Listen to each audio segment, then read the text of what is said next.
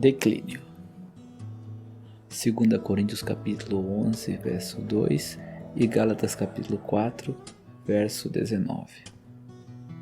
O início de todo declínio é o coração se afastando de seu privilégio de ser para Cristo e sua responsabilidade de assumir tudo em conexão com Ele. Entre as primeiras assembleias de cristãos, enquanto os apóstolos ainda viviam, o declínio havia entrado, tanto em Corinto como nas assembleias da Galácia. E a atenção dos cristãos foi dirigida a isso, a saber, Cristo não tinha seu lugar entre eles. Isso é o que temos aqui e é insistido em ambos os versículos. Sem dúvida houve recuperação local, tanto em Corinto como nas assembleias da Galácia. Ainda assim, o que marca o dia em que vivemos não é meramente a decadência local, mas o afastamento generalizado de cristãos professos do que nos marcaria se Cristo tivesse seu lugar real em nossos corações. Cada cristão deve assumir o seu lugar aqui como alguém que tem parte na ruína em que se encontra a Assembleia de Deus, a Igreja. O caminho da recuperação é a questão que concerne a nós agora. Cabe-me primeiro aprender isso com Deus e praticá-lo como indivíduo, antes que eu possa de alguma forma ministrar como seu servo na presente condição da Assembleia de Deus. No livro de Ageu, temos um dia de fraqueza perante nós. O encorajamento então foi: estou convosco, diz o Senhor, e o meu espírito permanece entre vós. Tudo o que o remanescente começasse deveria ser feito com referência direta a essa revelação encorajadora do próprio Deus para eles. Nada poderia ser de maior regozijo aos seus corações do que essa revelação. Ao mesmo tempo, isso corrigiu todo o egoísmo dos corações daqueles que o adotaram pela fé. Não era mais para eles a questão do conforto de suas próprias casas forradas, ou de seus ganhos, mas da casa de Deus e de seus interesses, e de qual era o ganho real voltado para Deus.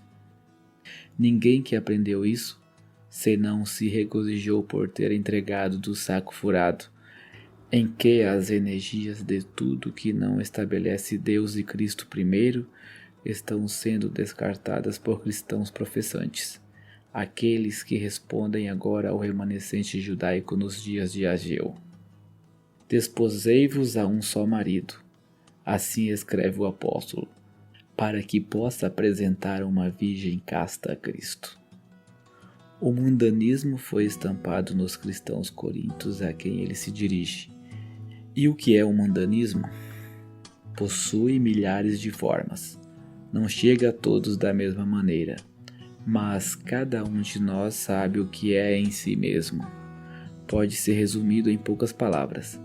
É infidelidade a Cristo. Não dá a Ele o primeiro lugar. Isso é tudo. E isso é declínio. Desposei a um só marido. É verdade para todo aquele que se diz cristão. Não é para você ou para mim olhar para outros cristãos, para ver como eles agem ou deixam de agir de acordo com esse relacionamento. Comparar-nos assim entre nós, o mesmo apóstolo diz que não é sábio. É tentar encontrar uma desculpa para o caminho de declínio em que entramos. O coração ama o seu próprio conforto e procura este caminho para si, onde pode trazer a profissão do cristianismo, mas dar a Cristo um lugar secundário. Quer o céu, mas se recusa a desistir da terra. O remédio está à mão, que aquele ciúme do Espírito, que está aqui por Cristo, nos desperte da letargia mundana em que caímos, quando e onde não colocamos o Senhor em primeiro lugar. Nada mais nos livrará do mundanismo nos dias atuais.